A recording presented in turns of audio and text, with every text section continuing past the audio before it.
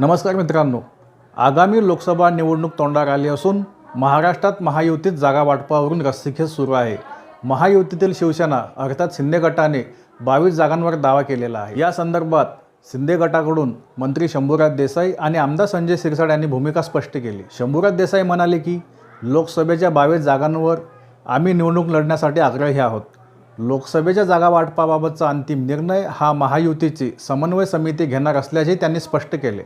तसेच जागा वाटपाबाबत तडजोडीचे अधिकार हे मुख्यमंत्री एकनाथ शिंदे यांच्याकडे आहेत असे शिंदे गटाचे नेते संजय शिरसाट यांनी स्पष्ट केले. मंत्री शंभूराज देसाई म्हणाले की 2019च्या लोकसभा निवडणुकीमध्ये 22 जागांवर आम्ही निवडणूक लढवली होती आणि त्यावेळी ती निवडणूक शिवसेनेने धनुष्यबाण या चिन्हावर लढवली होती. तेव्हा लढवलेल्या 22 जागा याही निवडणुकीत शिवसेनेला मिळाव्यात यासाठी आम्ही आग्रही आहोत. आमची भूमिका ही आमच्या पक्षातील मुख्य नेत्यांकडे आम्ही मांडू. ज्यावेळी महायुतीची सर्व समन्वय समिती हे एकत्र बसेल त्यावेळीच अंतिम निर्णय होईल. मुख्यमंत्री एकनाथ शिंदे, उपमुख्यमंत्री देवेंद्र फडणवीस आणि दुसरे उपमुख्यमंत्री अजित पवार हे येत्या 2 ते 3 दिवसात जागा वाटपाचे सूत्र ठरवतील आणि यानंतर जागा वाटपाची माहिती सर्वांनाच मिळेल. त्यामुळे आज कोणाला किती जागा मिळतात, 10 जागा मिळतात की 20 जागा मिळतात की 22 जागा मिळतात असं करण्यात काहीही अर्थ नाही. 2019मध्ये लोकसभेवर ज्या जागा लढवल्या गेल्या त्या 22 जागांवर आम्ही ठाम आहोत, पण याबाबतचा तडजोडीचा अधिकार हा फक्त एकनाथ शिंदेंना आहे असं शिरसाट म्हणाले. तुम्हाला महायुतीच्या जागा वाटपाबाबत काय वाटते ते सांगा. शिवसेनेला किती जागा मिळतील आणि भाजपा किती जागांवर निवडणूक लढवेल, तसेच राष्ट्रवादीला हे दोन्ही मित्रपक्ष किती जागा सोडतील यावर तुमचे काय मत आहे ते कमेंट करून सांगा. धन्यवाद.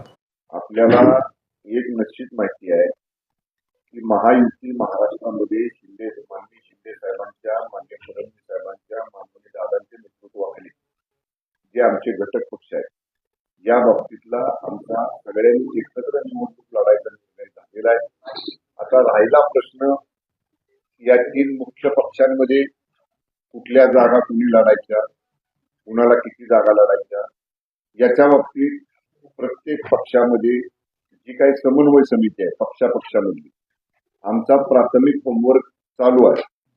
आता सगळ्याच गोष्टी काय उघड काय चर्चा झाली, कुठल्या जागेवर झाली ही माध्यमांसमोर सांगायची नसते. त्यामुळं आम्ही आमची आता शिवसेनेचं म्हणाल तर आमच्या अनुषंगानं आम्ही गेल्या वेळी 2019च्या निवडणुकीला धनुष्यबाण चिन्हावर किती जागा लढलो त्याची आकडेवारी आमच्याकडे आहे. आज त्या मतदारसंघातली शिवसेनेची परिस्थिती काय आहे याचं सगळं अवलोकन आम्ही केलेलं आहे. आम्ही आमचा होमवर्क पूर्ण करत आणलेला आहे आणि तो माननीय मुख्य नेते आणि आमचे प्रमुख नेते माननीय एकनाथ शिंदे साहेबांच्या समोर आम्ही ठेवू आणि मग शिंदे साहेब, फडणवीस साहेब, दादाजी बसून ठरवतील ना कुठल्या जागा कुणी लढवायच्या.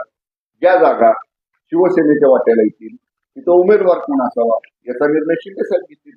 लवकरच यातला निर्णय होईल. साधारणतः मागच्या 18 जागा लढवल्या होत्या, 22 जागा लढवल्या होत्या. यावेळेस किती जागा मिळायला पाहिजे किंवा आतापर्यंत चर्चा झाली आहे त्यामुळे काय वाटतं? मी एवढंच आपल्याला सांगतो, मागच्या वेळी आम्ही 22 जागा लढलो, 18 जागा जिंकलो. आम्ही आजही त्या 22 जागांवरती ठाम आहोत. ज्या जागा 2019ला शिवसेना पक्षानं धनुष्यबाण चिन्हावर लढल्या होत्या त्या जागा याही निवडणुकीमध्ये शिवसेनेला मिळाव्यात धनुष्यबाण चिन्हावर लढण्यासाठी याच्यासाठी आम्ही आग्रही आहोत. हा आमचा आग्रह आम्ही आमच्या पक्षाच्या मुख्य नेत्यांच्या समोर आम्ही सांगू आणि यानंतर जेव्हा ह्या महायुतीची सगळी समन्वय समिती एकत्र बसेल त्यावेळी ह्याच्यावरती अंतिम निर्णय होईल. पण पक्ष म्हणून आम्ही 2019ला लढलेल्या जागांवरती आज ठाम आहोत. पण तर त्याच ठिकाणी भाजप सुद्धा निवडणुकीची तयारी करत आहे. दक्षिण मुंबई, रत्नागिरी, सिंधुदुर्ग या जागेसाठी गोव्याचे मुख्यमंत्री म्हणाले की नो कॉम्प्रोमाइज. तर आता ही सुद्धा नाराजी बाहेर येते. काँग्रेस सुद्धा म्हणाले की भाजप इतर पक्षांना संपवण्याचा प्रयत्न करत आहे.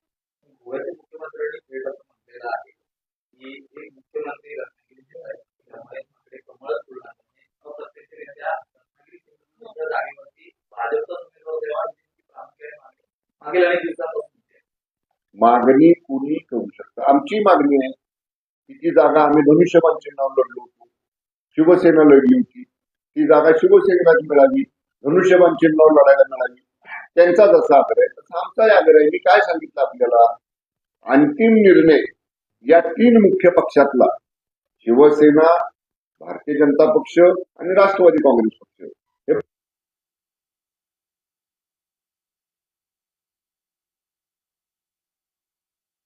आग्रही भूमिका मांडणार. अंतिम निर्णय महाराष्ट्रात कोण घेणार आहे? माननीय शिंदे साहेब, फडणवीस साहेब आणि दादा हे 3 जण बसून ठरवतील ना. आम्ही पहिल्या दिवशीपासून सांगतोय, हे आमचे 3 नेते जो फॉर्म्युला ठरवतील, संख्येचा ठरवतील, जागेचा ठरवतील, त्या बाबतीत हे 3 जण जो निर्णय घेतील तो आमच्या 3ही पक्षांना मान्य असेल. सर, एक दुसरं जी भाजपची पहिली यादी आल्यानंतर उद्धव ठाकरेंनी काल टीका केली. ते म्हणाले की नितीन गडकरींना तिकीट नाही मिळालंय, त्यासोबत कृपाशंकर सिंग ज्यांच्यावर अनेक प्रकारचे आरोप होते, अशा व्यक्तीला जौनपूरमधनं तिकीट दिलंय. या संदर्भात तुमची काय प्रतिक्रिया? भारतीय जनता पक्षामध्ये कुणाला उमेदवारी द्यावी हा त्या पक्षाच्या मोठ्या नेत्यांचा अधिकार आहे. त्यांच्या पक्षामध्ये डोकावून बघायची दुसऱ्या पक्षाच्या नेत्यांना काय आवश्यकता आहे? तुम्ही तुमचं बघा ना. म्हणा तुमच्या पक्षामध्ये तुम्ही 48 पैकी किती जागा लढणार? आता बघा, ते सांगतायत गडकरी साहेबांना अजून तिकीट जाहीर झालं नाही आणि अमुक माणसांना जाहीर झालं. अहो, एका गोष्टीचा माध्यमांनी पण विचार करा. आम्ही काल बघितलं, लोकसभेच्या जागांची चर्चा करण्यासाठी नाना पटोले आणि जितेंद्र आव्हाड उद्धव ठाकरे साहेबांना भेटायला गेले. अहो, याच्यापूर्वी जो पक्षाचा केंद्रातला मोठा नेता असायचा, म्हणजे जेव्हा महायुती होती तेव्हा मग अडवाणी साहेब असतील किंवा केंद्रातले दिल्लीतले जे राष्ट्रीय अध्यक्ष असतील ते यायचे मातोश्रीवर चर्चा करायला जागा वाटपाची. आता कोण जातंय? नाना पटोले आणि जितेंद्र आव्हाड. म्हणजे बघा, जे दिल्लीचं मोठं नेतृत्व महायुती असताना, शिवसेना, भारतीय जनता पक्ष, वंदनीय बाळासाहेब ठाकरे साहेब असताना दिल्लीचे मोठे नेते यायचे मातोश्रीवर चर्चा करायला. आता नाना पटोलेंच्या सारखे आणि जितेंद्र आव्हाडांच्या सारखे राज्यातले नेते जातात ह्यांच्याशी चर्चा करायला. म्हणजे आता ह्यांनी स्वतःचा विचार केला पाहिजे की आपण कुठं आहोत, आपल्याशी चर्चा करायला कुणाला पाठवलं जातंय हे पहिलं बघा, ह्याचं पहिलं उत्तर द्या. आणि मग राष्ट्रीय पक्ष जो आहे, माननीय अमित शहा साहेबांच्या नेतृत्वाखाली, जे.पी. नड्डा साहेबांच्या नेतृत्वाखाली आणि माननीय पंतप्रधान नरेंद्र मोदी साहेबांच्या नेतृत्वाखाली जो भारतीय जनता पक्ष महायुती म्हणून 400 पार या जागा जिंकायसाठी आता तयारीला लागलाय, त्यांच्या बाबतीत ज्यांच्याशी अशा पद्धतीनं जे काही राज्यातले नेते फक्त येतात बोलायला, ह्यांनी स्वतःचा विचार करा आणि मग मोठ्या पक्षांबद्दल बोला. ज्या पद्धतीने महायुती ही 400 पारच्या घोषणा देते आहे, तर दुसरीकडे त्यावरती उद्धव ठाकरे म्हणतायत की अबकी बार भाजप तडीपार, याकडे आपण कसं पाहता?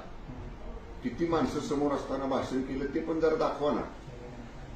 ज्या माननीय नरेंद्र मोदी साहेबांच्या लाखाच्या सभा होतात आणि लोक माननीय मोदी साहेबांना ऐकण्यासाठी, त्यांचे विचार ऐकण्यासाठी मोठ्या संख्येने जमतात, अशा नेत्यांच्या बद्दल कुठंतरी मर्यादित लोकांच्या समोर बोलायचं आणि कुणाला तरी तडीपार करा म्हणायचं किंवा सत्तेतनं बाहेर काढा म्हणायचं, हे करायसाठी ऑनलाईन फेसबुक लाईव्ह राहून चालत नाही. त्याच्यासाठी गावात जावं लागतं, खेड्यात जावं लागतं, पाड्यात जावं लागतं, वाडीवर जावं लागतं, वस्तीवर जावं लागतं. आदेश सोडून नुसतं जमत नाही, त्याच्यासाठी मेहनत करावी लागते, त्याच्यासाठी कष्ट करावे लागतात. जी मेहनत, जे कष्ट आज देशामध्ये माननीय मोदी साहेब करतायत. आज 18 तास काम करणारा नेता म्हणून माननीय मोदी साहेबांकडे बघितलं जातं, ज्यांची जागतिक कीर्ती आज संपूर्ण जगभर अनेक मोठ्या मोठ्या प्रगत, विकसनशील, आर्थिकदृष्ट्या सक्षम असणाऱ्या देशांनी मोदी साहेबांचं कौतुक केलेलं आहे. अशा जागतिक कीर्तीच्या नेत्याबद्दल अशा पद्धतीनं आम्ही त्यांना तडीपार करू सत्तेतनं, हे कुणी म्हणावं? ज्यांच्याबरोबर आता 10-15 आमदार राहिलेत, ज्यांच्याबरोबर 2-4 खासदार राहिलेत, ज्यांच्याबरोबर आता लोकमतच राहिलेलं नाही, ज्यांना स्वतः लोकांनी नाकारलेलं आहे, त्यांनी एवढ्या मोठ्या नेत्यांबद्दल बोलणं योग्य नाही. दुसरीकडे